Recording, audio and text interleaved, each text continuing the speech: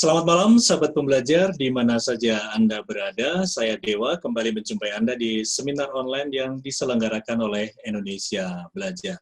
Bagaimana kabar Anda malam hari ini? Semoga Anda sehat dan selalu bahagia. Baik, untuk Anda yang belum mengenal Indonesia Belajar adalah sebuah media untuk belajar yang berisi motivasi, inspirasi, dan tentu saja pengetahuan dari para narasumber terbaik Indonesia. Indonesia Belajar hadir dalam platform mobile aplikasi yang bisa Anda download di Google Play Store ataupun Apple App Store, dan terima kasih untuk Anda yang sudah download. Dan Anda juga bisa klik website kami di indonesiabelajar.id. Anda juga sepertinya harus follow Instagram kami di indonesia_belajar.id.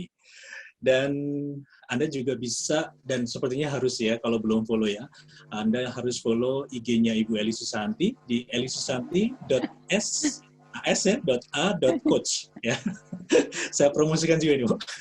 Terima kasih, Jadi, Pak. untuk Anda yang malam hari ini join, ada 43 orang. Kalau belum follow Instagram Indonesia Belajar dan Instagramnya Bu Eli, ada yang kurang pasti ya. Saya ulangi lagi, elisusanti.as.a.coach ya. Baik, sahabat pembelajar, seminar online malam hari ini sudah tahu pasti bahwa kita akan ketemu dengan seorang yang luar biasa.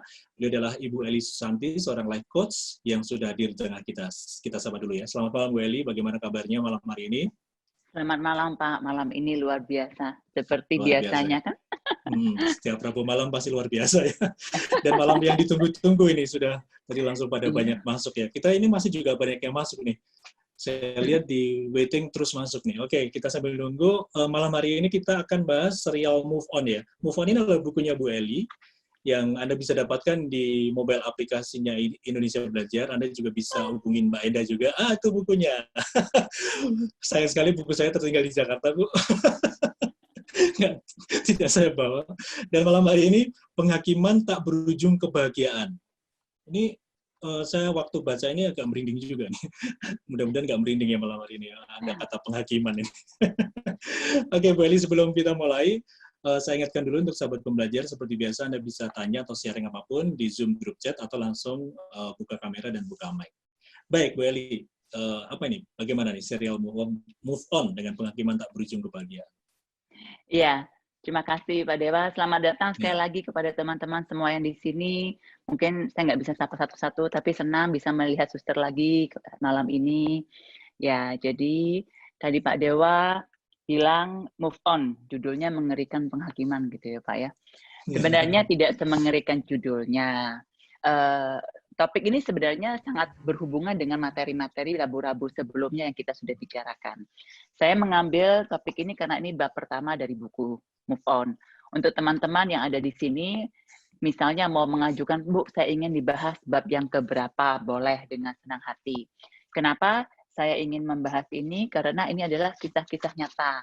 Bagaimana saya membantu para klien.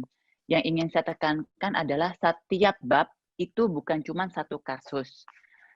Dan semua kasus yang ada di dalam buku ini saya sudah minta izin kepada klien yang bersangkutan dan sudah dibaca juga hasil editingnya bahwa ini akan diterbitkan sebagai buku. Dan banyak juga kasus di sini yang satu kasus, contohnya bab 1 itu gabungan dari, bukan gabungan, lebih padanya saya modifikasi dari 4 kasus yang mirip. Yang intinya adalah relasi seorang anak perempuan dengan ayahnya. Jadi itu ada gabungan dari 4 kasus. Bagi saya yang penting adalah poinnya tersampaikan.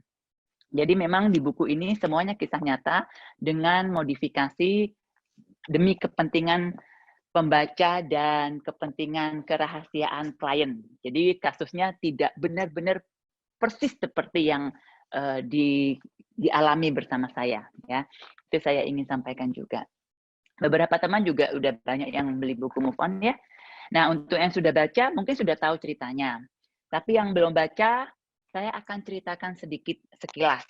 Nah, saya akan sangat senang sekali karena ini pembahasannya adalah buku dan serial Move On. Kalau teman-teman di sini, Bapak Ibu mau bertanya dari kasusnya pribadi, dari apa yang dialami di kehidupan sehari-hari. Saya rasa masih punya banyak waktu untuk itu ya. Nah, jadi di buku yang pertama ini, judulnya Penghakiman yang Tak Berujung Kebahagiaan. Ceritanya adalah ada seorang gadis muda yang umurnya sekitar 20 something, belum 30, di mana mau mendekati ke pernikahan, jadi sudah punya pacar, mau tunangan, dan segala macamnya. Tiba-tiba dia baru tahu beberapa bulan lah ya, kalau ayahnya itu punya Will, wanita idaman lain gitu. Yang selama ini bagi dia, ayahnya itu adalah figur yang sangat dia kagumi, termasuk yang dia banggakan. Dia shock, dan dia tidak tahu harus bersikap bagaimana, berkecamuk, bingung bagaimana mau bersikap. Maksudnya gini, biasanya kan kalau sama papanya tuh karena dia mengagumi, dia akan mendengarkan. Ayahnya ngomong apa, didengarkan. Kali ini ada sebuah kegalauan, ini udah nggak ada perasaan, sudah tidak layak untuk didengarkan, sudah tidak layak dijadikan contoh. Intinya image ayah bagi dia itu tiba-tiba goyang. Dan dia tidak tahu lagi ayah yang dia banggakan itu kemana. Itu yang terjadi di saya. Sedangkan dia tidak tahu gitu, mau deket ayahnya juga tidak enak, mau jauh juga dia tidak punya alasan. Ayahnya tidak tahu bahwa dirinya tahu kalau ayahnya punya Will. Nah, jadi kegalauannya adalah apakah dia harus ngomong kepada ayahnya, atau dia harus diam, atau bagaimana dia bersikap. Nah, itu sedikit background tentang ceritanya, sedikit latar belakang tentang klien saya. Kemudian kurang lebih di sesi kedua ya, kita baru, itu cuma 2 sesi sih. Nah itu, anak ini, kalau di buku ini, saya membantu anak ini untuk memahami nilai-nilai apa yang dia suka dari ayahnya, yang dia kagumi selama ini dalam hubungan atau relasi ayah dan anak. Bahwa ayahnya mencintai dia, bahwa ayahnya memanjakan dia, bahwa ayahnya itu memenuhi kapanpun dia butuh ayahnya ada, dan segala macamnya. Ternyata ternyata yang mengganggu itu adalah integritas kejujurannya. Bagi dia, ayahnya mulai tidak jujur kepada dia.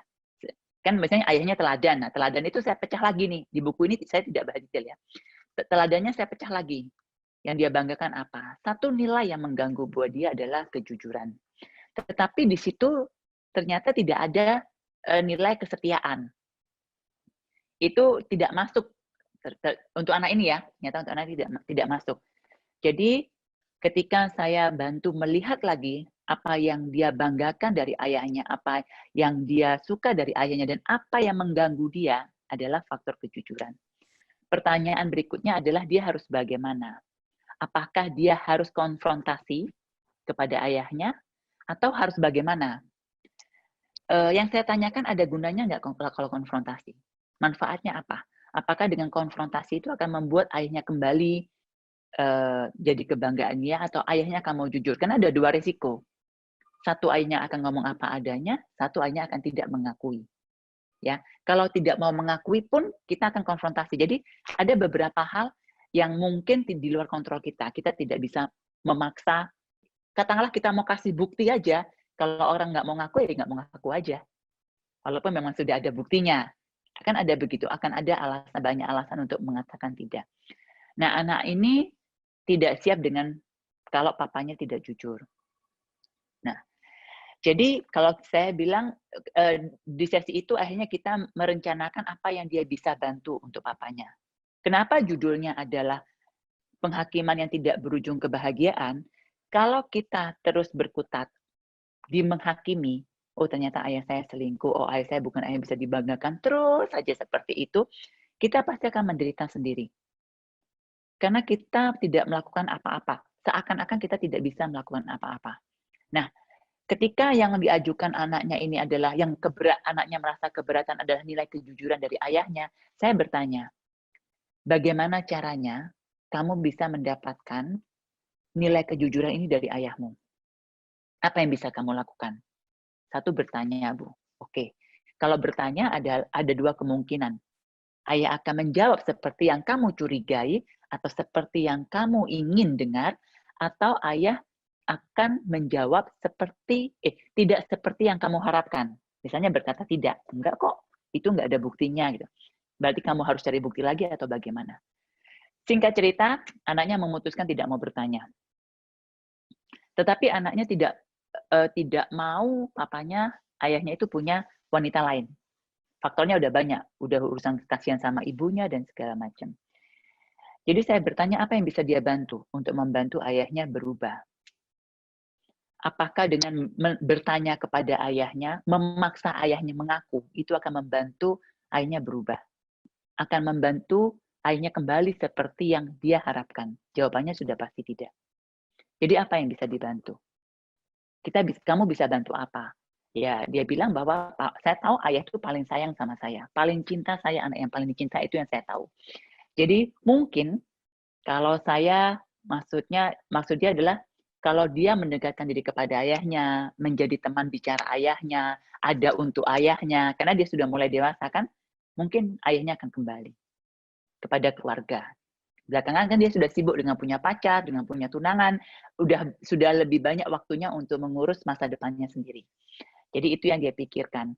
Mungkin saya bisa melakukan ini, Bu. Oke, kita coba. Dan akhirnya kita mengatur strategi. Itu tahun 2014, ingat saya. Karena buku saya ini ditulisnya terbitnya 2015 ya. Jadi harusnya klien saya sekitar 2013-2014. Kalau mau tahu ceritanya sekarang, ayahnya udah kembali ke keluarganya. Ya, itu terjadi setelah 2 atau 3 tahun setelah sesi coaching. Tapi sekarang ayahnya sudah kembali ke keluarganya.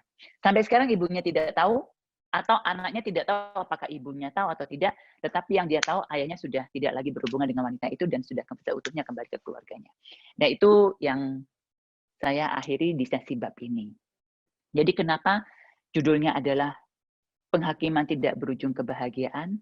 Ketika kita melihat orang lain salah, dan kita ingin orang lain itu menjadi benar, biasanya pada umumnya kita punya kecenderungan, kamu salah loh, kamu nggak boleh gini, kamu nggak boleh bohong, kamu nggak boleh gini. Kita semua memberikan rentetan daftar list yang tidak baik dari orang itu dengan harapan agar orang itu menjadi lebih baik. Betul?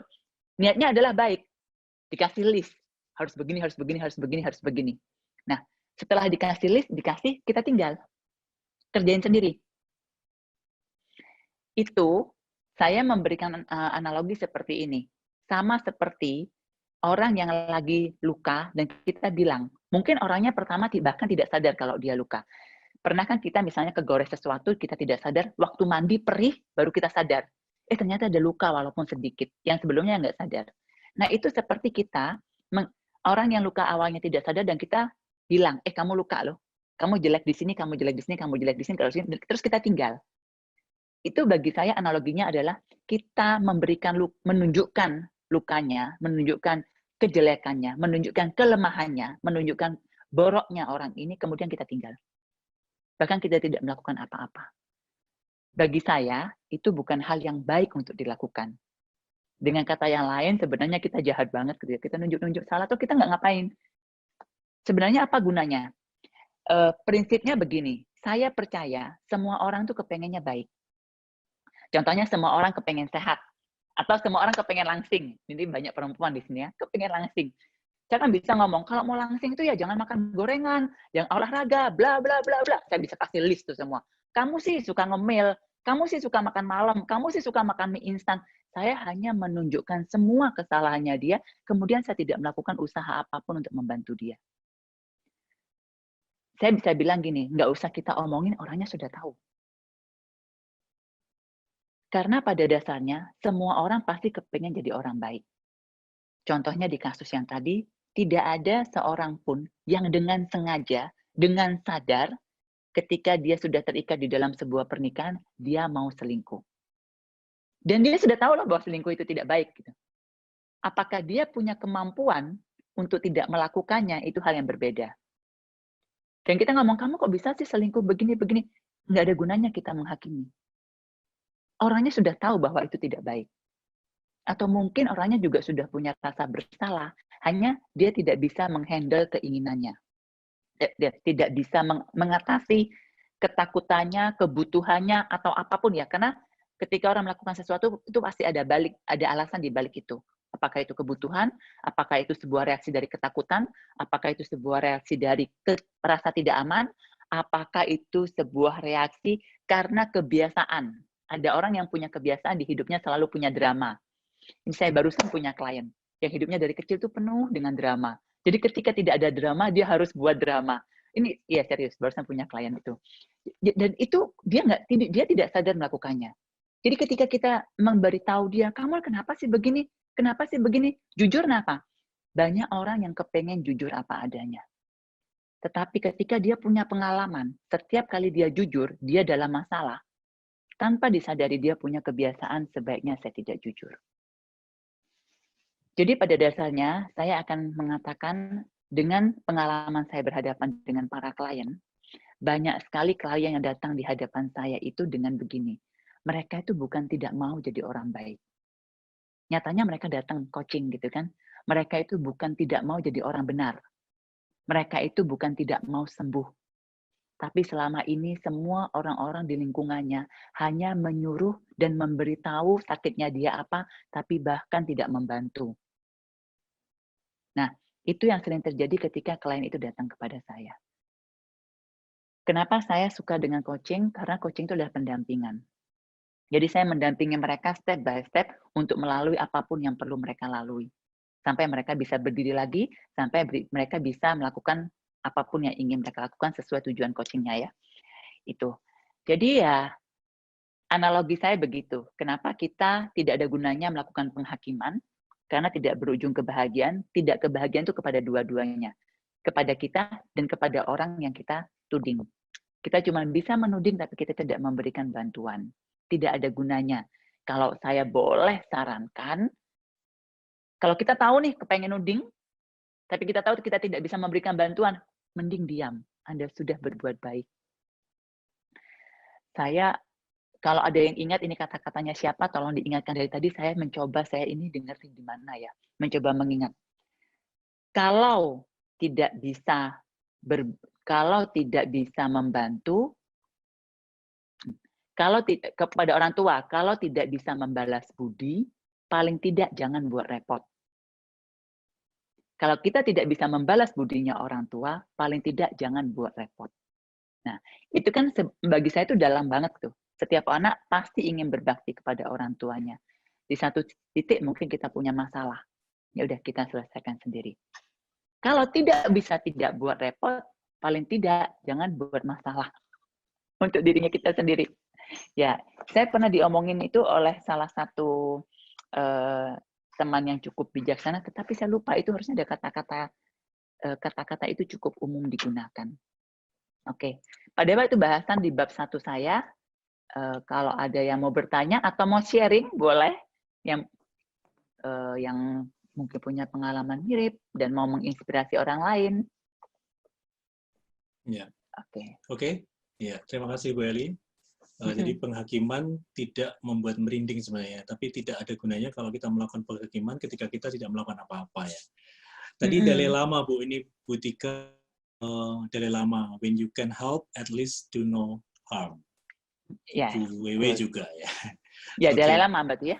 Ya. Ya. Ini Bu Jenny Wibisono, kalau orangnya nggak mau dibantu gimana Bu Eli? Kita nggak bisa apa-apa. Kalau orangnya tidak bisa mau dibantu, jawaban singkatnya kita tidak bisa apa-apa. Yang kita bisa adalah kita mengkondisikan. Tapi kalau kita berharap, maka kita yang akan kecewa. Kita bisa mengkondisikan. Contohnya nih, misalnya kita mau bantu anak kita yang ingin langsing gitu. Kita ingin mengkondisikan dengan apa? Oke, di rumah makanannya makanan sehat, lebih banyak sayur, cemilannya cemilan sehat, dan segala macamnya. Kita ajak anaknya olahraga. Tapi anaknya sendiri tidak merasa dia butuh langsing. Anaknya sendiri tidak merasa dia perlu langsing. Nah, itu kita tidak bisa apa-apa. Nah, contoh yang lain misalnya mau berhenti merokok. Itu banyak sekali. Dulu ya, ketika saya masih menjadi seorang hipnoterapis,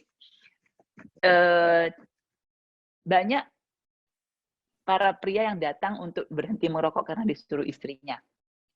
Jadi terapi demi istrinya tidak ngomel. Tapi tidak mau sebenarnya berhenti merokok. Ada banyak alasannya ya kenapa mereka tidak mau berhenti. Nah, itu agak sulit karena keinginannya tidak ada. Lebih tepatnya begini, kalau mau spesifik. Bisa saja dipaksa. Bisa saja disadarkan. Bisa saja dikondisikan. Yang pasti effortnya jauh lebih besar dibandingkan orangnya itu mau. Misalnya kalau orangnya mau kita bersama-sama, maka kita bisa keluarin cuma 1 effort. Tapi kalau orangnya nggak mau, mungkin kita perlu 1000 effort. Ini dengan asumsi orangnya sama-sama dewasa ya. Contohnya kayak tadi gitu ya. Biasanya contohnya kalau dengan Will, wanita idaman lain gitu. Atau orangnya selingkuh. Ketika kita mau bantu, orangnya malah lari. Itu yang saya tahu. Kenapa? Mungkin saja dia malu.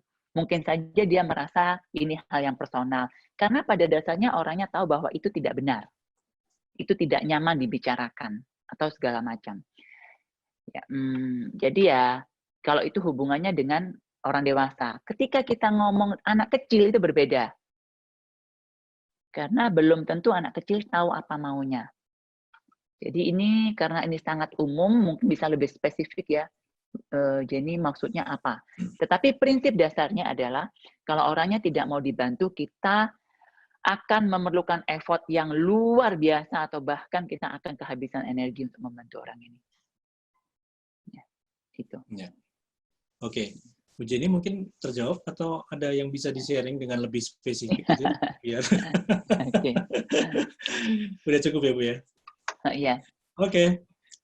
Saya lanjut ke Bu Diana, memilih untuk tidak menegur dan bersikap seolah-olah tidak tahu apa-apa kan belum tentu menemukan solusi yang diinginkan, Coach.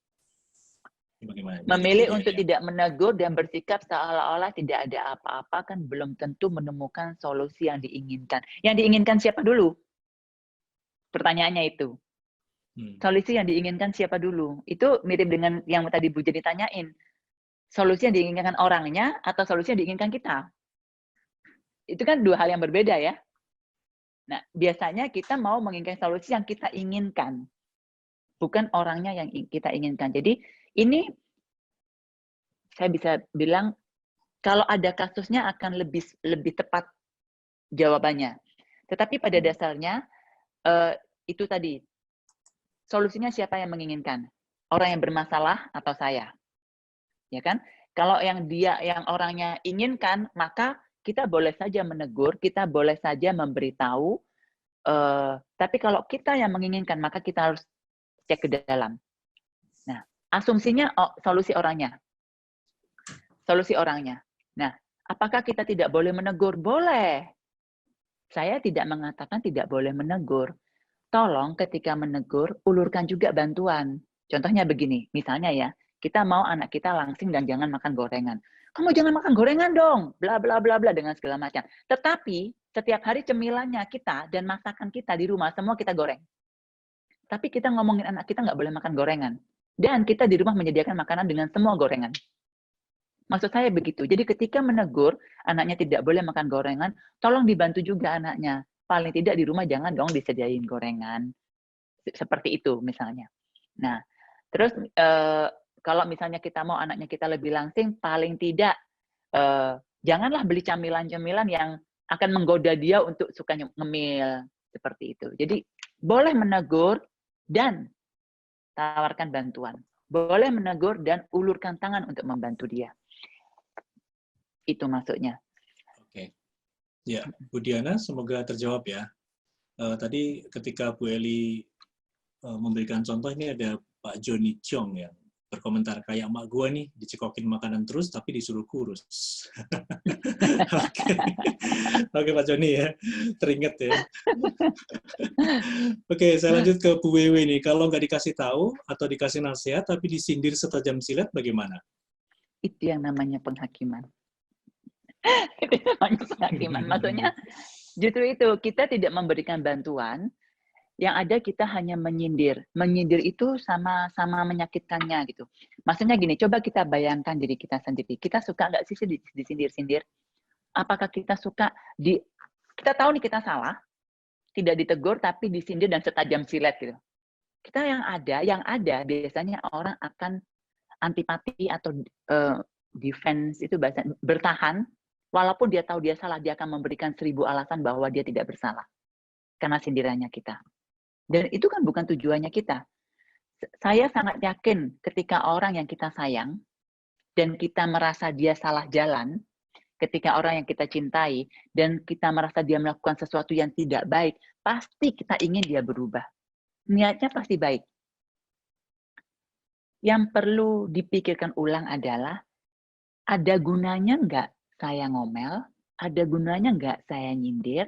Apakah ada gunanya saya nunjukin, kamu tuh ya, misalnya, sukanya main perempuan, nggak bisa setia, bla bla bla, kita lemparin semua ke dia. So what? Dan berharap dia berubah sendiri gitu.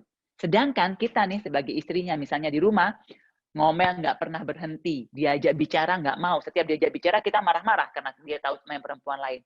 Di rumah udah nggak mau masak, rumah berantakan, dan whatever itu, kita tidak memberikan yang terbaik untuk menjadi seorang istri. Maksud saya itu. Tidak ada gunanya kita menunjukkan kesalahannya dia, tapi kita tidak memberikan sebuah bantuan atau kondisi tertentu untuk membantu orang ini berubah. Kita juga akan kesal-kesal sendiri. Ya. Niatnya kita negur, niatnya kita kasih tahu itu pasti baik. Apalagi kalau itu orang yang kita sayang. Itu. Oke, Bu Ewe, semoga terjawab ya. Saya langsung ke Bu Maria Nani nih. Selamat malam, Bu Maria. Misal kita ingin membantu karena menurut kita baik, tetapi kadang menurut orang lain belum tentu baik. Lalu bagaimana sikap kita, Bu? Kita ingin bantu, itu Bu, dikomunikasikan, Bu. Balik-balik ke komunikasi ya. Jadi, komunikasi itu memang salah satu unsur yang sangat penting dalam sebuah hubungan. Bukan segala-galanya, tetapi sangat mendukung dengan sangat penting. Jadi misalnya kita menurut kita baik, menurut orang itu tidak baik. Nah, apakah memungkinkan kita melakukan sebuah komunikasi agar kita punya pandangan yang sama? Contohnya, yang paling gampang, merokok. Kalau kita punya pasangan yang merokok, udah pasti kita nggak suka. Dan menurut kita itu tidak bagus, tidak baik. Gitu. Atau anak kita yang mulai beranjak remaja belajar merokok. Dan bagi kita itu tidak baik. Maunya kita kan dia hidup sehat. Tetapi anaknya tidak bisa berhenti atau pasangannya tidak bisa berhenti. Atau menurut mereka nggak apa-apa lah. Terus ngomongnya gini lagi. Seberapa banyak orang yang tidak merokok juga matinya mudah? Nggak maunya gitu kan? Pasti ada alasan banyak sekali. Orang juga nggak ngerokok bisa kena kanker paru-paru. Apapun, ketika kita cuma bisa menyalahkan dan menyuruh, orang itu juga akan punya beribu macam alasan untuk membela perilakunya. Jadi tidak ada gunanya. Nah, jadi kalau misalnya menurut Ibu baik, tetapi menurut orangnya tidak baik, mungkin perlu dikomunikasikan. Kalau bisa dikomunikasikan. Bagaimana kalau tidak? Kalau tidak, yang bisa dilakukan adalah seperti tadi. Apa yang bisa Ibu lakukan untuk mengkondisikan atau menciptakan sebuah situasi, menciptakan sebuah kondisi agar orangnya sadar bahwa itu tidak baik. Bahwa ada cara yang lebih baik. Paham ya maksud saya? Membuat orangnya sadar, dikondisikan dengan cara tertentu, dengan strategi tertentu, membuat orangnya sadar bahwa ada cara yang lebih baik. Semoga membantu ya Ibu. Oke, ya Bu Maria, semoga terjawab ya. Oke, belum ada lagi yang bertanya, silakan untuk Anda sahabat belum belajar, silakan kalau ada yang mau bertanya, langsung tulis atau buka mic, atau lebih bagus lagi buka kamera, jadi kita bisa interaksi ya. Suster Bernardin, selamat malam. Ada yang perlu di-sharing, Suster? Ibu Foni? Ibu Yesi? Ini teman-teman saya. Oke. Ini saya baru ingat ya Pak ya, saya menulis ini kan sudah tahun 2014 ya, berarti kurang lebih 6 tahun lagi. Tadi itu saya ketika membaca dari kemarin, saya merenung. Apa yang berbeda ya dari saya 6 tahun yang lalu dengan sekarang gitu. Nah, saya jadi ingin menambahkan penghakiman tak berujung kebahagiaan di cerita ini adalah salah satu cerita ini kasus ini kan klien yang kepada orang lain. Saya ingin menambahkan adalah tanpa kita sadari di dalam hidup kita sekarang ini kita juga sering menghakimi diri kita sendiri dan kita lupa memberikan bantuan kepada diri kita. Contohnya, kok aku gendut ya? Misalnya gini. Kok aku misalnya apa ya, aduh muka aku jelek nih jerawatan, atau apa, whatever itu yang kita merasa kurang, atau menghakimi, kok aku nggak pede, saya ini orangnya nih kok bodoh lah, nggak pinter bisnis lah, saya tidak tahu apa yang Anda alami. Tetapi Saya percaya bahwa setiap orang, setiap manusia itu kadang-kadang akan punya kritik kepada dirinya sendiri, penghakiman kepada diri sendiri. Akan sangat baik ketika Anda menilai diri sendiri yang menurut Anda tidak nyaman, atau tidak bagus, atau tidak baik. Pikirkan apa yang bisa saya bantu kepada diri saya. Seperti Anda melihat orang lain yang Anda kritik, dan Anda pikirkan, saya bisa bantu apa ya untuk dia lebih baik. Nah, buatlah bantuan ke diri Anda sendiri. Ya, karena tidak ada gunanya juga kan Anda mengkritik diri Anda sendiri, setelah itu Anda tidak melakukan apa-apa, bahkan tidak mengkondisikan sesuatu untuk membantu diri Anda bisa menjadi lebih baik. Ya. Ya. Ini Paling tidak bantuan yang paling gampang cari coach. Follow dulu Instagramnya Bu Eli, tadi Bu Ewe udah itu ya. Nanti kita DM dulu.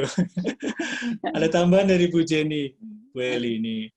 Bu Jenny Wibisono. Contoh-contohnya kan dikasih sudah jadi keluarga ya, anak dengan papanya, suami dengan istrinya. Pasti salah satu berkewajiban untuk membantu. Bagaimana kalau masih belum jadi keluarga, misalnya teman, mungkin ada coach-coach toxic person, sebaiknya kita jauhi. Jadi kalau sebatas teman, jauhi aja ya. Yes. Ini mungkin bahasanya itu ada di, kalau masih Bu Jenny mau lihat di YouTube-nya Indonesia Belajar, ada yang saya bahas tentang lintah energi. Toxic person itu seperti orang yang menyedot energinya kita. Balik lagi, apakah perlu dijauhi tergantung keputusannya kita. Kalau di quote-quote banyak bilang, daripada itu jauhin aja. You lebih berharga daripada itu. Kamu layak mendapatkan yang lebih baik, kan whatever itu. Yes, itu benar. Itu benar. Nah, bagaimana kalau orang itu tidak bisa kita hindari, atau semakin dihindari kita semakin menderita? Karena bagian dari kita yang lain, kita sangat membutuhkan orang itu. Nah, ukur diri sendiri. Kita punya kemampuan nggak untuk berhadapan dengan orang ini? Kalau tidak mampu, quote itu benar. Hindari saja. Demi kebaikan diri Anda. Toh Anda tidak punya kemampuan berhadapan dengan energinya orang itu. Menjadi racun bagi Anda. Tapi kalau Anda punya kemampuan dan Anda merasa butuh, coba aja. Dan lain lagi kalau Anda sangat yakin Anda punya energi yang begitu besar untuk mengatasi apapun yang dinilai sebagai racun di dalam dirinya, ya tidak ada yang salah.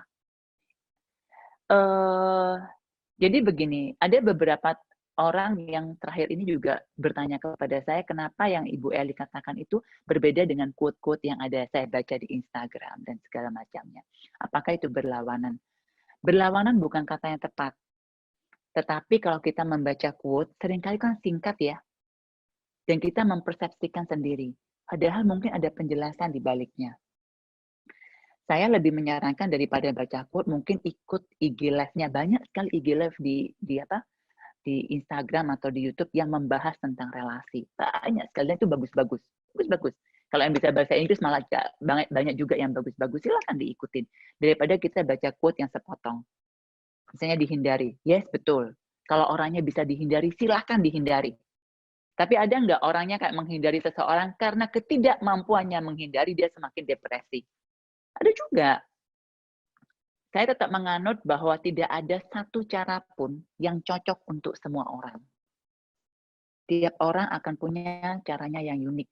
Sama seperti tidak ada satu obat yang cocok untuk semua penyakit. Apakah ada obat yang powerful? Ada. Obat flu satu, obat flu powerful. Tapi obat flu nggak bisa dipakai untuk obat kanker. Obat kanker dosisnya berlebihan dipakai untuk obat flu. Jadi ya, kita cek dulu kita butuhnya di mana. Apakah saya sakit flu, apakah saya sakit kanker, atau saya sakit apa? Corona, mungkin gitu kan, obatnya beda-beda. Dan kita melihat obat itu, quote tuh kayak obat. Kayak display. Dan kita melihatnya disamaratakan. Padahal mungkin nggak sama. Ya, itu dipilih sesuai kebutuhan. Tapi tetap saja begini, Jen. Kalau itu cocok buat kamu dan kamu merasa itu bermanfaat, ikut. Kalau perlu, cari namanya siapa yang buat quote, ikutin apa yang dia bicarakan. Mungkin akan dapatnya lebih utuh. Seperti itu. Itu saran yang bisa saya berikan. Semoga bermanfaat. Oke, Bu Jenny. Bu Jenny udah ngangguk-ngangguk, kayaknya udah terjawab. Oke, Bu Jenny, terima kasih. Saya lanjut ke Bu Risti Wijiasmorojati. Bagaimana kalau toxic person itu adalah orang yang kita sayang dan berharga untuk kita, misal suami atau keluarga kita sendiri yang tidak mungkin dihindari? Ya, Bu, ini penjelasan lengkapnya ada di episode yang Lintah Energi. Nanti Ibu bisa cari di YouTube Indonesia Belajar, cari Eli Susanti Indonesia Belajar, itu sudah di-upload tentang Lintah Energi. Jadi prinsip dasarnya adalah ketika itu orang yang terdekat kita, pastikan kita bisa recharge. Namanya kan orang ini kan orang toxic people itu, person itu akan menghabiskan energinya kita. Entah membuat kita kesal, membuat kita marah, membuat kita kecewa, membuat kita stres. Maksudnya itu kan. Nah, pastikan kita punya energi lebih untuk berhadapan dengan orang itu. Prinsipnya cuma itu. Karena kita tidak bisa berharap orang berubah. Orang bisa berubah itu bonus. Jauh lebih penting, jauh lebih berharga, Anda letakkan orang itu sebagai apa adanya, kemudian Anda pikirkan, saya perlu strategi apa untuk berhadapan dengan orang ini, dan saya tenang dan damai, bahkan bahagia. Itu jauh lebih penting daripada kita punya keinginan merubah orangnya. Apalagi anak ya, karena anak itu kan masih jauh ya perjalanannya. Saya juga pernah bahas ini, bagaimana kita tahu anaknya kita yang tidak naik kelas, pasti gagal dalam hidupnya. Belum tentu. Jangan-jangan nggak naik kelas 4 kali membuat dia jadi milioner, kan ya. Jadi kan itu kita nggak akan pernah tahu. Jadi karena perjalanannya masih panjang. Nah kalau itu suami, karena itu pasangan, membuat kita kesel, membuat kita marah, membuat kita nggak bisa mikir, emosinya kita naik turun. Nah, pastikan Anda punya cara untuk membuat Anda punya energi lebih. Prinsip dasarnya begini, kalau kita tidak punya energi, udah kita sudah capek nih ngurusin rumah tangga, ngurusin anak, kemudian berhadapan dengan pasangan yang suka emosi. Biasanya reaksinya kita akan lebay dan berlebihan. Kita akan ketarik main drama nih. Nah, tetapi kalau misalnya saya umpamakan di hari itu suaminya kita juga marah-marah, tapi hari itu kita dapat duit undian 1M, dapat hadiah mobil dari orang tua kita, anak kita juara pertama, apapun itu, semua hal yang terbaik dalam hidup Anda terjadi. Suaminya tetap sama marah-marah. Kita reaksinya pasti beda. Ekstrimnya saya memberikan contoh begitu. Itu prinsip dasar kenapa kita harus punya energi lebih ketika berhadapan dengan orang-orang yang tidak menghabiskan energinya kita. Ya. Ya, baik. Tadi juga ada kalimat tambahan dari Bu Risti ya, dengan kondisi semua effort telah dilakukan untuk memperbaiki keadaannya. Oke, ganti Bu, ganti cara. Kalau semua effort Ibu sudah lakukan, saya minta tolong Ibu gini, tolong catat checklist apa saja yang sudah Ibu lakukan. Tolong catat. Ini bukan berarti Ibu tidak melakukan ya, tapi ini yang sering terjadi dengan klien saya. Semua sudah saya lakukan Ibu. Coba tolong tulis. Setelah ditulis cuma ada 5. Padahal di kepala saya semua itu ada 1000 cara gitu, atau 100 cara. Tapi ketika ditulis, itu baru ada 5. Misalnya begitu. Jadi kalau Ibu merasa semua effort sudah dilakukan, tolong catat effortnya Ibu apa saja. Setelah itu dilihat ulang. Seberapa konsisten Ibu melakukan effort itu. Satu itu. Semua effort sudah dilakukan. Ada 100, tapi ini cuma sekali, semua sekali. Nah, kita lihat effort itu, mana yang paling bisa Ibu lakukan dan mana yang bisa konsisten dan mana yang paling efektif. Ya. Jadi kasusnya begitu, kalau Ibu sudah melakukan semua effort. Tulis effortnya, lihat sekonsisten apa Ibu melakukannya. Saya asumsikan, Ibu sudah melakukan effort yang banyak dan semua sudah konsisten. Maka Ibu perlu effort yang lain, cara yang lain. Ingat ya, katanya Einstein, kita jangan melakukan hal yang sama berulang-ulang dan mengharapkan hasil yang berbeda. Itu kita melakukan sebuah kegilaan. Jadi kalau effortnya sudah banyak dan sudah konsisten, pastikan Anda cari cara lain. Ya, paling enggak Ibu belum melakukan satu cara ketemu saya.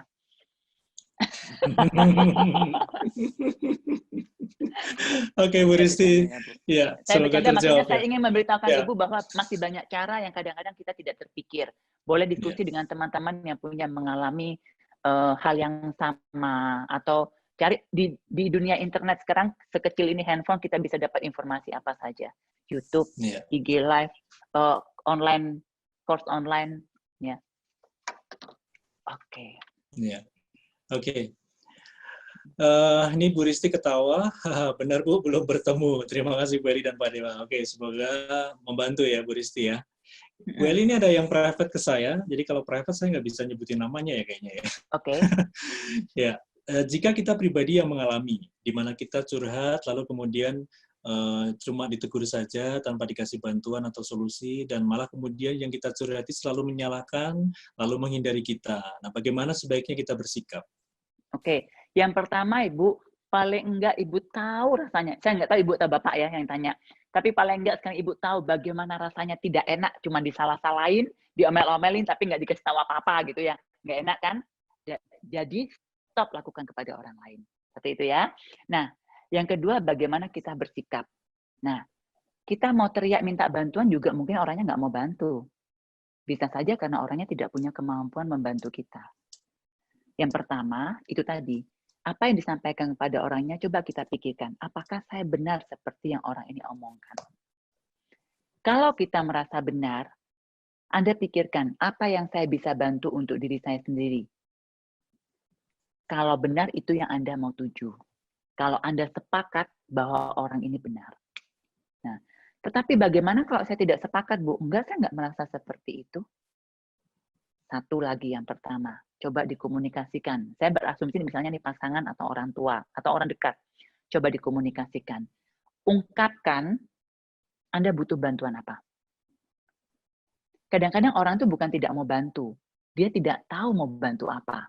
Jadi kalau di posisi ya orang tuh ngomelin, kamu jangan begini, jangan begini. Katakanlah saya yang jadi anaknya. Ibunya ngomel, kamu tuh lo biar langsing, janganlah makan gorengan, jangan ngemil, apa segala macam. Kita merenung, apakah benar ya saya pengen langsing? Oke, saya memang pengen langsing.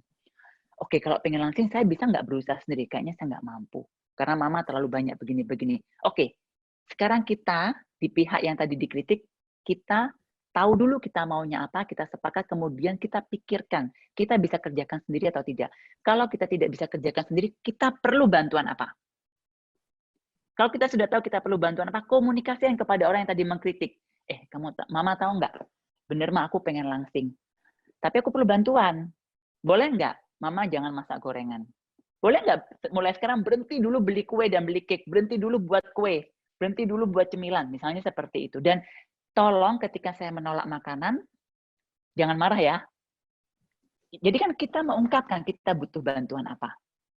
Setelah kita ungkapkan, nah kita lihat kalau orangnya bisa membantu ya, kita akan sangat bersyukur orangnya bisa membantu. Kalau tidak bisa, ya kita komunikasikan bahwa kita sedang berusaha, tapi paling tidak stop untuk mengkritik saya. Komunikasikan dulu. Kalau itu orang terdekat dan orang rumah ya. Tidak apa-apa Anda minta bantuan kalau memang Anda setuju dengan pendapatnya orang yang memberikan kritik kepada Anda. Boleh minta bantuan. Anda butuh apa? Oke. Oke, semoga terjawab ya. Saya lanjut ke Bu Yesi. Sebenarnya komentar aja nih, kalau saya menghadapi orang-orang yang toksik dengan cara ikutan acara-acara ginian, acara-acara seperti ini ya, seminar online ya, dengerin IG Live yang memperlebar persepsi kita, sehingga saya bisa melihat orang tersebut dari sisi yang lain. Jadi awalnya kita nggak suka sama orang tersebut, selanjutnya jadi rasa kasihan terhadap orang tersebut. Oke, ini terima kasih Bu Yesi untuk menyebutkan ya.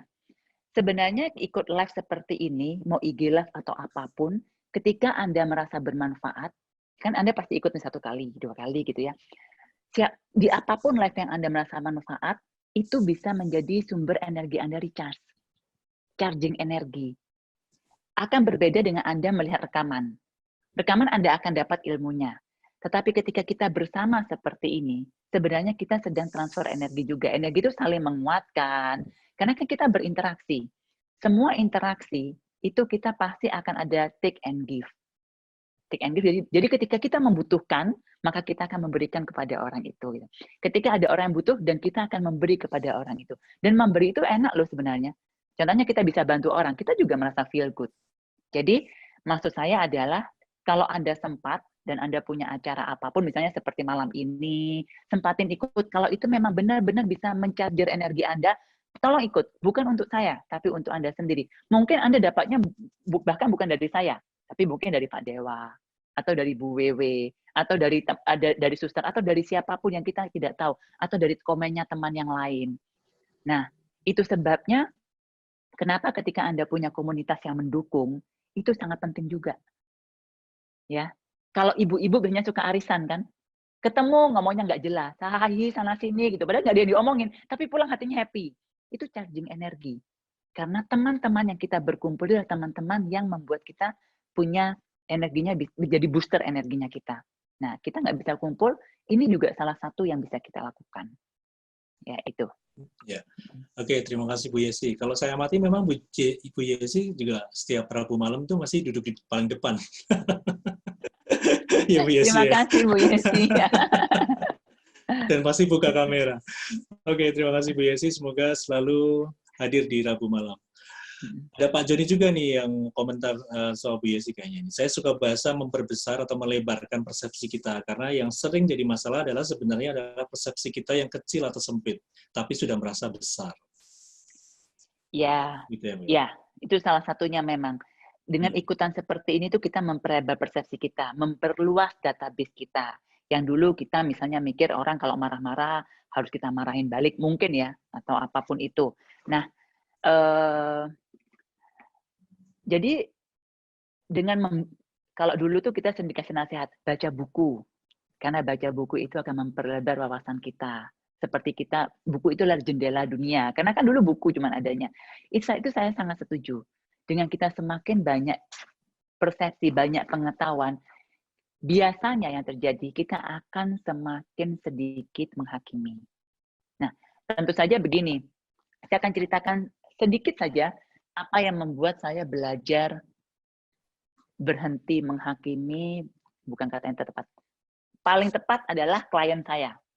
Saya berhadapan dengan masalah yang dari orangnya mau langsing, sampai orang selingkuh, sampai orang yang suka main perempuan atau main cowok tapi tidak berhenti, sampai orang yang punya aneh-aneh deh gitu. Dan mereka bukan orang jahat loh. Mereka datang kepada saya dengan niatan mereka mau jadi orang baik, tetapi mereka tidak punya kemampuan untuk berubah atau bahkan tidak tahu caranya bagaimana berubah.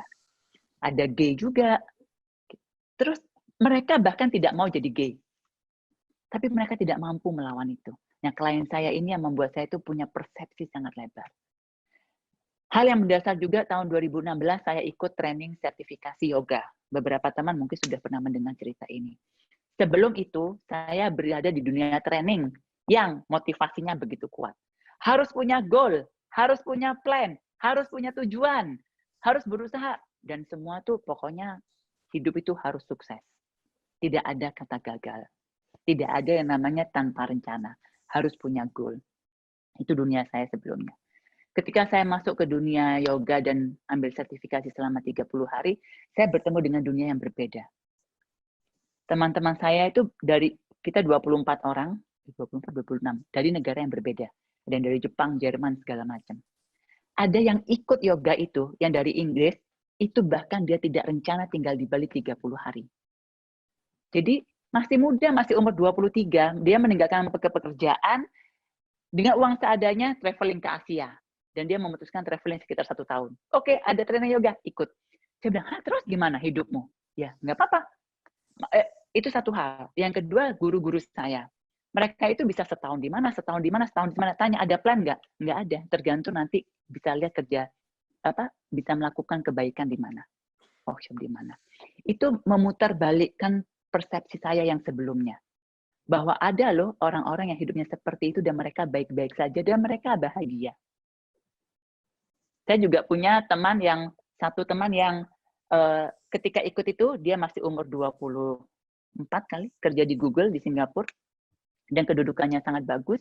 Setelah selesai kursus, dia pulang ke Singapura, dia bilang ketika akhir course setelah 30 hari, saya akan keliling dunia hanya dengan 1 koper dan dia akan resign dari Google. Untuk melakukan apa yang dia percaya. Kalau itu ada di dunia training yang sebelumnya saya tahu, itu pasti akan jadi sebuah perdebatan gitu. Terus gimana masa depanmu? Gimana goalnya?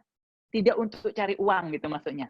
Itu masa depanmu bagaimana? Itu hal yang tidak ada di kepala saya sebelumnya. Tetapi 30 hari saya bertemu dengan orang-orang, 26 orang ditambah 6 guru saya yang hidupnya seperti itu. Saya sendiri yang aneh. Saya sadar sendiri saya adalah orang yang paling tegang di kelas itu. Karena saya penuh dengan plan, penuh dengan goal, saya harus jadi guru yoga yang punya sertifikasi, harus bisa ini, bisa ini, bisa ini. Kayaknya cuma saya di kelas itu gitu.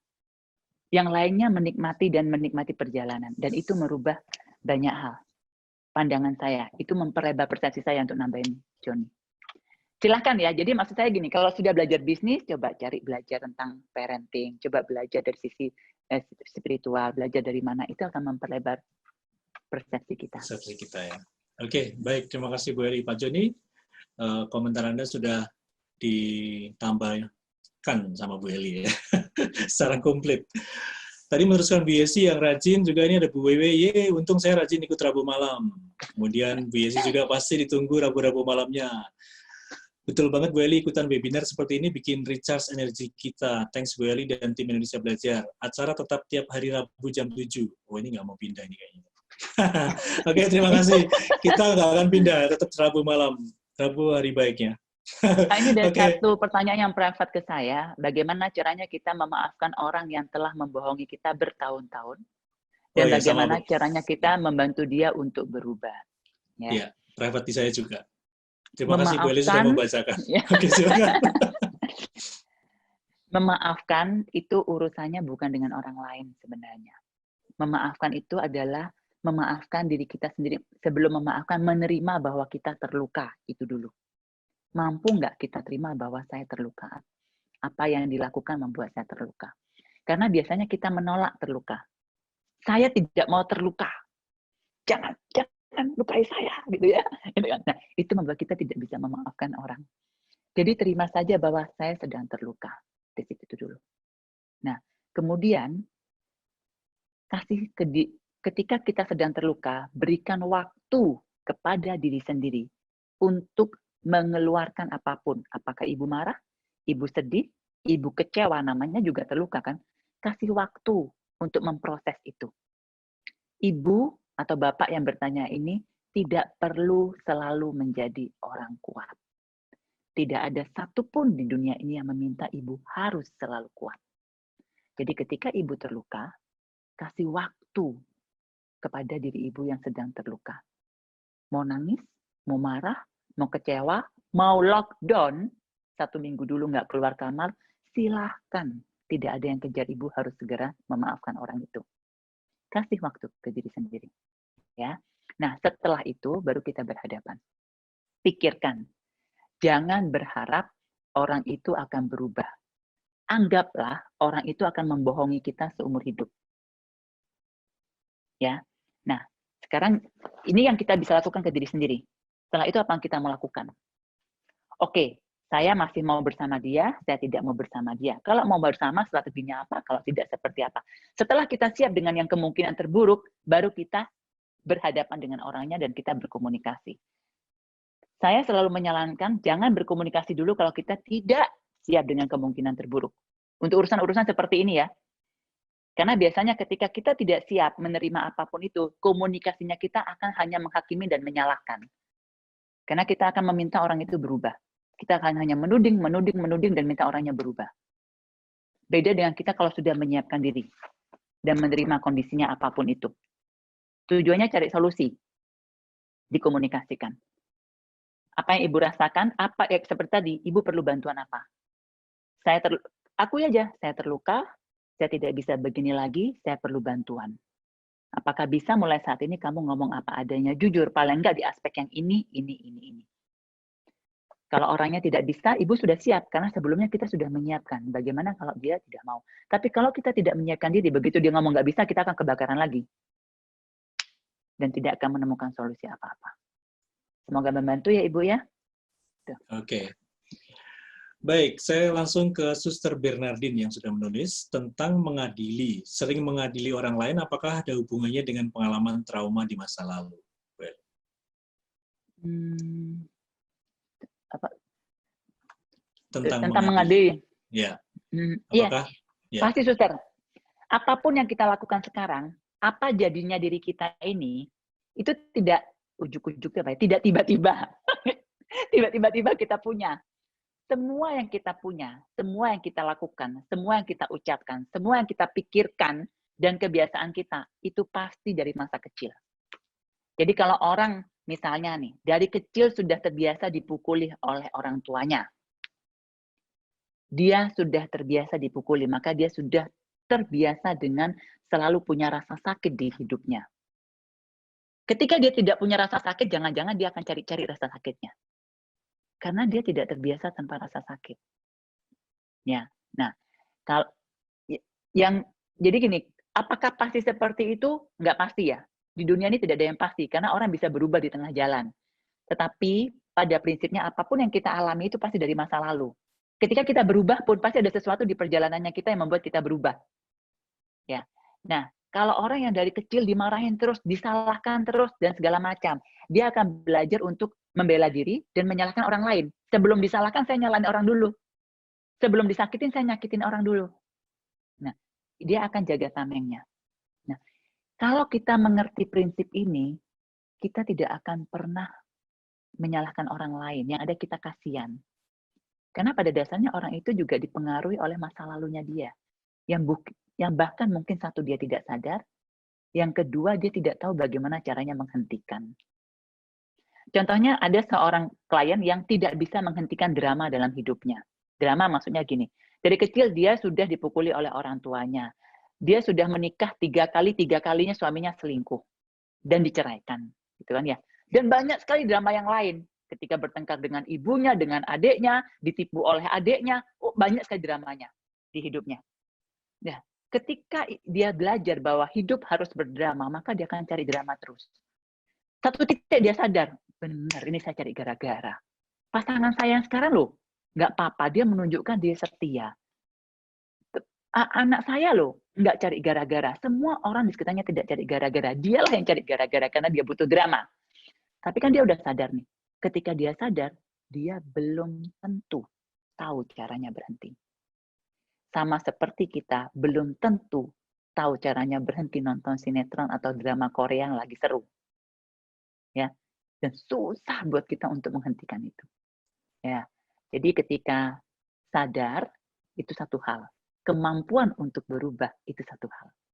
Nah, kalau kita menyadari ini, di orang lain seperti itu, maka kita akan melakukan, apa ya istilahnya ya, semua hal itu dengan penuh kebaikan dan cinta kasih. Karena kita tahu bahwa itu tidak mudah buat orang berubah.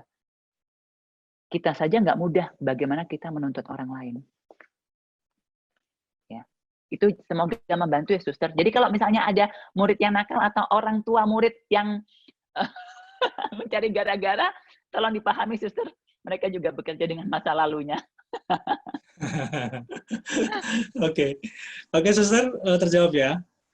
Ya, oke, baik. Ke Ibu Arfiana, bagaimana jika toxic people bagi diri sendiri adalah diri sendiri? Jadi diri kita sendiri. Yang pertama, berterima kasihlah bahwa Anda sadar bahwa bukan orang lain yang toxic, tapi diri Anda. Say thanks, ucapan terima kasih ke diri sendiri. Terima kasih yang membuat saya tahu. Dan setelah itu, berikan bantuan kepada diri Anda. Bisa baca buku-buku pengembangan diri, bisa ikut seperti ini, bisa cari me time, bisa olahraga, atau bahkan bisa melakukan terapi. Atau bisa cari coach, apapun itu. Kan Anda sudah tahu bahwa, oh saya yang butuh bantuan. Kalau Anda punya teman-teman atau keluarga yang sangat support, komunikasikan bahwa Anda butuh bantuan. Siapa tahu mereka bisa bantu.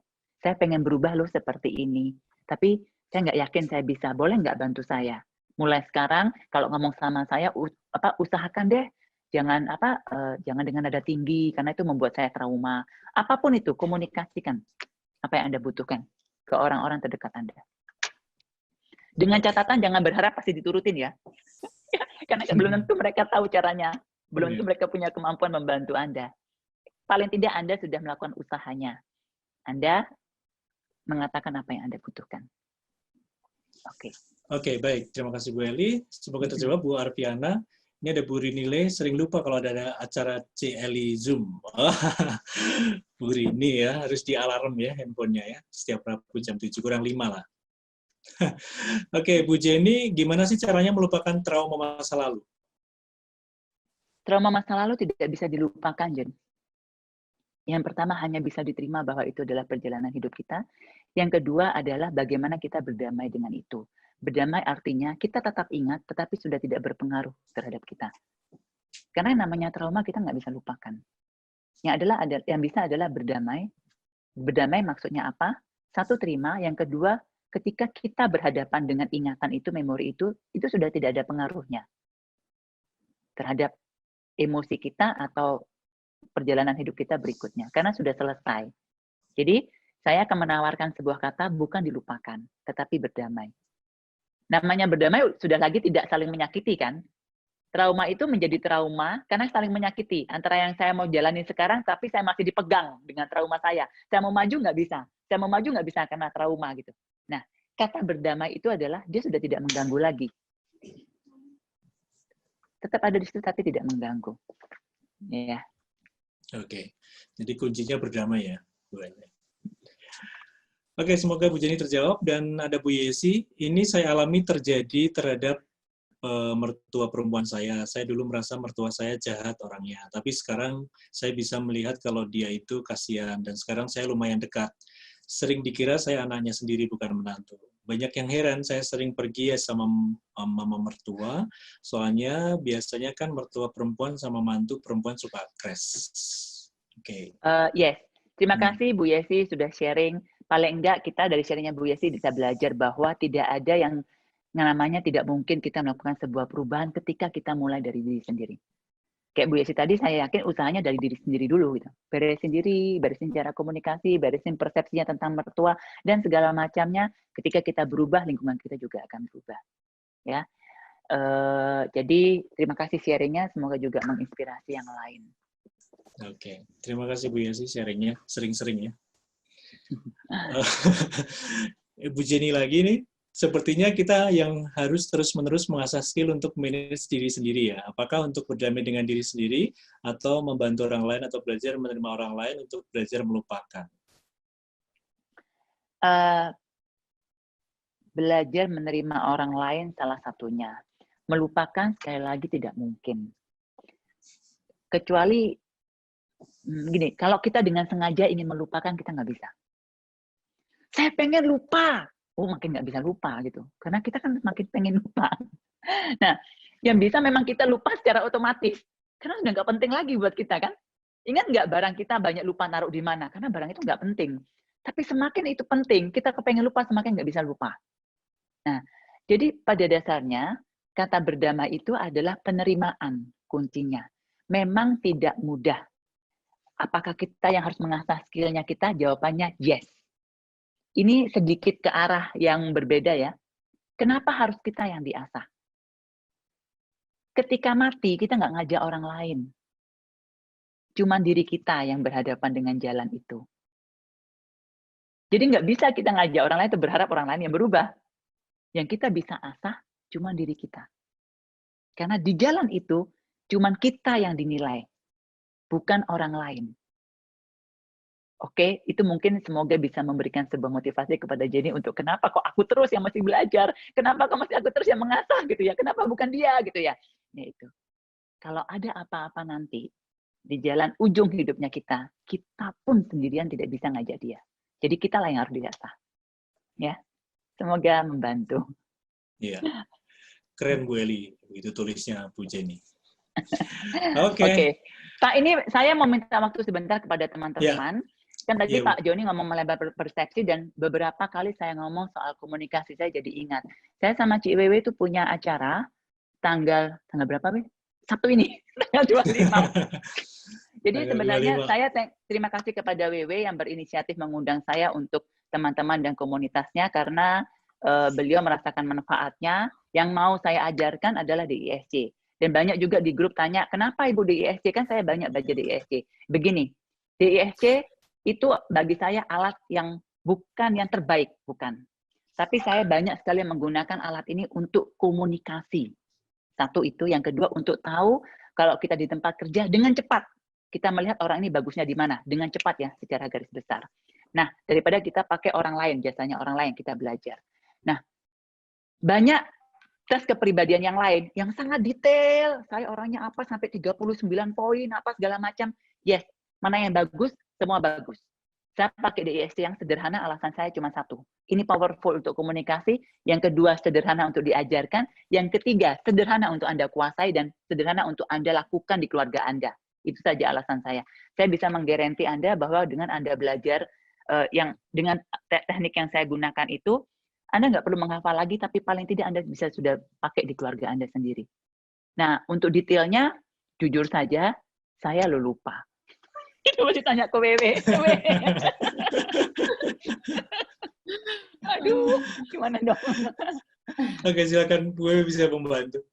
Ya, jadi kita akan adakan Zoom live tanggal 25. Itu kita start jam 10 pagi sampai jam 2.30. Itu mengenai acaranya, 2:30 ya. Jadi di tengah-tengah nanti kita ada lunch break sebentar. Setelah itu kita akan ketemu lagi the following weekend-nya. Sabtu depannya lagi mulai jam 10 sampai jam 12. Kenapa? Karena pengalaman saya ikut DISC sama Bu Eli, memang waktu dapat itu langsung bisa di-apply. Tapi suka ada 1-2 pertanyaan, oh kalau ngadepin ini gimana ya? Oh kalau ini artinya apa? Nah, jadi kita kasih kesempatan buat teman-teman juga bawa lagi, raise the topic lagi the following week-nya, supaya kita bisa lebih perdalam gitu. Itu mengenai acaranya. So, senang sekali kalau banyak teman-teman di sini juga bisa ikutan. Kayaknya ini juga tadi ada, siapa nih? Oh, Bu Yesi juga ya, saya ikutan. Hai Bu Yesi, thank you. Kita ketemu Sabtu, Bu Yesi. Iya. Ada Pak Hendy juga. Oh, ada Pak Jaya. Banyak juga yang udah ikut di sini ya, Bu Eli.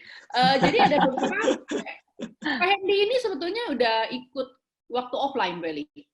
Oh, oke. Pak Hendy sudah ikut. Oh ya, Pak Hendy sudah ikut kan? Malah Pak Hendy ikutnya yang 2 hari ya. Ya, gitu. Ikut lagi. Nah, kali ini malah ajak rombongan ya nih kayaknya dari kantor. Terima kasih Pak Hendy. Oh, Pak Hendy udah buka kamera. Kenapa udah ikut offline terus sekarang kita adakan online dan jadi nampak very antusias nih untuk ngajain orang-orang gitu ya Pak ya? Banyak nih daftarin buat kantor sih, karena buat tim saya ya buat bagian manajer umumnya ya saya ikutkan juga supaya lebih, saya sudah ngajarin sih secara ininya, saya mau ikut langsung gitu loh, biar dari Bu yang langsung yang jelasin, pastikan jauh lebih manfaat. Gitu. Ya di kelas saya seperti itu ya Bapak Ibu, kalau sudah belajar sama saya PR-nya harus ngajarin orang lain, karena itu cara yang paling cepat tuh belajar. Materinya saya akan kasih, yang penting dipakai untuk lingkungan sendiri, jangan coba-coba ngajarin training gitu, karena bukan itu poinnya, tapi dipakai untuk lingkungan sendiri dan ajarin orang-orang sekitar. Thank you Pak, udah ngajarin orang-orang sekitar. Kalau ngomongin belajar di ISC, saya sharing sedikit juga. Saya sebetulnya udah belajar sebelum sama Bu Eli ini, saya udah belajar beberapa kali. Cuman waktu saya belajar, waktu itu malah pertama belajarnya jauh banget ya Amerika ya. Saya cuman oke. Tapi once saya mau apply itu in my communication gitu, dalam saya berelasi dengan orang lain, nggak dapet esensnya mungkin ya, jadi saya nggak bisa memanfaatkan itu. Tapi itu memang bisa merefleks saya, oh saya memang orangnya seperti itu gitu. Jadi saya sangat kenapa minta Bu Eli ngajar, karena memang the way Bu Eli ngajarin, the way Bu Eli sharingin itu memang menurut saya sangat spesial. Kenapa? Karena memang Bu Eli kan latar belakangnya bukan sebagai life coach doang. Ilmu di belakangnya tuh banyak, sampai belajar. Saya kalau ketemu Bu Eli suka terkagum-kagum, jari lah tahu, tulisan lah tahu, banyak sekali ya, grafologi, sampai hati-hati dengan tanggal lahir juga ditanyain gitu ya. Udah. Nah, saya ngelihat saat ini nih, pandemi ini sebetulnya what is pandemi gitu ya, saya lihat sebenarnya pandemi itu jadi kayak polarisasi sih kalau buat saya. Jadi bahwa ekonomi up, ekonomi down, ada yang juga bingung, flat gitu. So it happened to everybody, dan itu memang cuman pandemi ini menyebabkan itu menjadi lebih clear, lebih nyata. Nah, saat itu saya ngerasa, Oke, dan apa yang harus dilakukan? Karena kebetulan kan saya kan selama ini ngajarnya keuangan, bisnis gitu ya. Jadi what related to this adalah saya mikirnya gini, oke, pandemi ini hanya sebetulnya alarm buat kita bahwa this is the real thing. Ini yang terjadi, bahwa kita memang ini jadi wake up call untuk kita use all the resources, gunakan semua resources gitu. Nah, salah satu resources yang paling mahal itu kan adalah waktu dan relasi. Waktu berhubungan dengan orang lain, jadi kita lebih gampang tune in gitu ya, karena kita, oh ini orang modelnya seperti ini, pendekatannya misalnya saya sulit ngomongin sama orang C, misalnya nanti teman-teman bisa belajar, C kalau saya nggak kasih data gitu loh. Jadi mau ngomong, oke, lu harusnya pokoknya harus begini, ya nggak bisa, dia orang C kok gitu loh. Nah jadi saya ngerasa dengan memahami mereka, saya lebih lebih cepat connected to people gitu.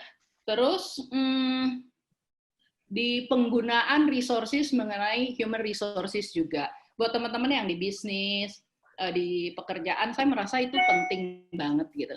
Saya ada cerita lucu nih Bu Eli. Di kantor itu saya punya superstar. Jadi semua kerjaan dia bisa. Dan memang dipegangin semua kerjaan. Iya. Tapi kelemahannya dia adalah orang yang di bawah dia kebanyakan keluar, berhenti.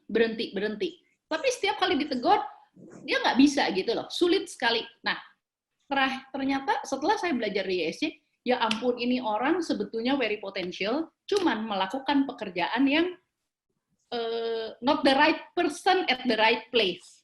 Orang D disuruh bekerja yang berhubungan sama orang, dengan manusia lain yang perlu S dan I. Sekarang organisasi saya yang untuk urusan itu, divisi itu, grow luar biasa. Kenapa? Karena saya put the right person at the right place. Nah, things like that saya merasa. Berarti dia superwoman-nya dia under stress-nya dia, di tabel yang tengah. Betul. Bukan wakil dia, oke.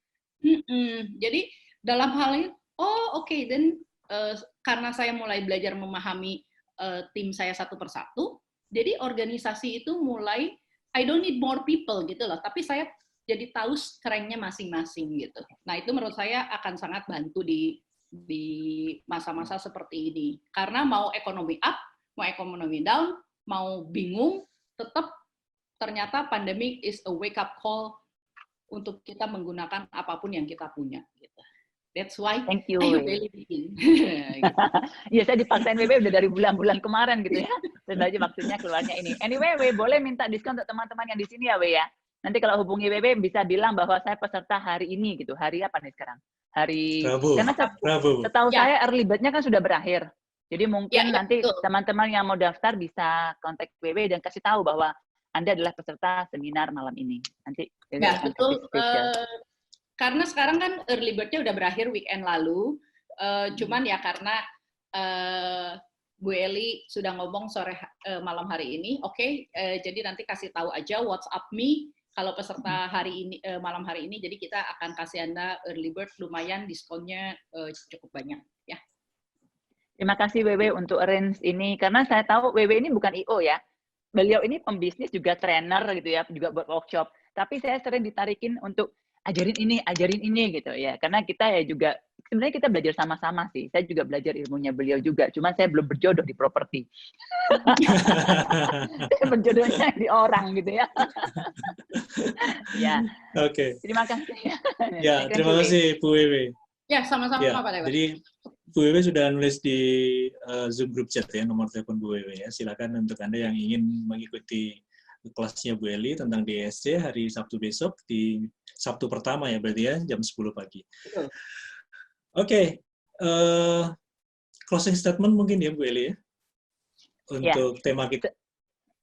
Ya, terima kasih Pak. Jadi dari topik kita penghakiman adalah, poinnya adalah, terutama kita juga sudah dengar ya dari satu sharing yang tidak disebutkan namanya di Pak Dewa, bahwa cuma bisa dikritik tapi nggak dikasih bantuan. Percaya saya, di posisi itu sangat tidak enak. Saya yakin Anda juga pernah ngalamin, dikritik, dimarahin, diomelin, setajam silet nyindirnya orang itu ya. Tapi setelah itu ditinggal begitu saja dan Anda disuruh berubah sendiri gitu. Itu rasanya sangat tidak enak. Jadi tolong jangan lakukan ke orang lain. Kalau Anda tidak bisa membantu, paling tidak Anda bisa membantu jangan tutup mulut. Ya, kalau Anda bisa membantu, kasih tahu apa yang Anda harapkan dan apa yang Anda bisa bantu. Ini harapan saya. Saya berharap kamu menjadi lebih baik di aspek ini. Ini yang saya bisa bantu. Atau bertanya, kamu perlu bantuan dari saya apa? Ya, itu poinnya yang dari topik malam ini. Dan yang paling penting, ketika Anda sedang mengkritisi diri Anda sendiri, jangan berhenti hanya di mengkritisi diri sendiri. Memang kamu tuh dari dulu kalau beginian pasti gagal. Pasti. Jangan berhenti di sana. Boleh-boleh saja. Karena kita tidak bisa stop suara yang muncul di kepala kita ya. Nggak apa-apa. Please jangan stop. Lanjutkan dengan sebuah pertanyaan. Oke, kalau saya sudah tahu saya seperti ini, terima kasih sudah kasih tahu saya. Kemudian, apa yang saya bisa lakukan untuk diri saya? Apa yang saya perlukan? Bantuan apa yang saya perlukan dari orang lain atau dari orang-orang terdekat saya? Kalau Anda bisa tulis, lebih bagus Anda tulis. Apa yang bantuan apa yang Anda perlukan dari diri Anda dan bantuan apa yang Anda butuhkan dari orang-orang terdekat Anda. Dan itu akan membantu Anda. Ya, daripada hanya mengkritisi. Jadi kalau ke diri sendiri, ketika terjadi pengkritisan, jangan stop, lanjutkan. Bantuan apa yang Anda butuhkan dari diri sendiri dan orang lain. Tapi kalau itu ke orang lain, please stop. Jangan dilanjutkan. Itu. Oke, terima kasih Bu Eli. Closing statement-nya dan luar biasa malam hari ini. Dan terima kasih pencerahannya tentang penghakiman tak berujung bahagia ya. Serial Move On. Dan tentu saja kita akan teruskan serial Move On di minggu depan, hari Rabu tanggal 29 Juli ya, 2020. Kalau Anda belum punya bukunya Move On, silakan Anda download aplikasi Mobile Indonesia Belajar dan bisa pesan di sana ya. Atau bisa hubungi Mbak Endah. Oke, baik. Terima kasih sekali lagi Bu Eli. Terima kasih untuk sahabat pembelajar yang sudah join pada malam hari ini. Terima kasih ini semuanya ya. Ya. Ada teman-teman juga. Ini ada teman-teman Cynthia. ya. Anita. Oke. Ada. Ya. ada adik ipar saya. Oke, silakan buka mic, buka kamera, kita akan foto bersama. Thank you semuanya sudah bersama-sama di sini, sharing energi, sharing pengalaman. Terima kasih Bu Eli. Membuat saya bisa berbagi. Ya. Oke, Jessica. Ya, Jessica silakan Jess. Senyum ya. Buka kamera dulu ya. 1, 2. Semoga bermanfaat. Kalau ada pertanyaan bisa sharing di grup, mau bagi di grup silahkan. Bagi sahabat pembelajar yang buka kamera boleh buka kamera. Ya, thank you. Thank you, sister. Ada Vivi, baru kelihatan. Hai, Vivi. Terima kasih Bu Eli. Terima kasih Bu Eli. Terima kasih, Jess. Ada Maridun. ya. Hai, Mama. Terima kasih semuanya. Ketemu lagi minggu Sampai ketemu depan. Rabu depan. Sampai ketemu Salam Sabtu yang sukses ikut luar ajaran biasa. Sabtu. Ya, Thank you. bye semuanya.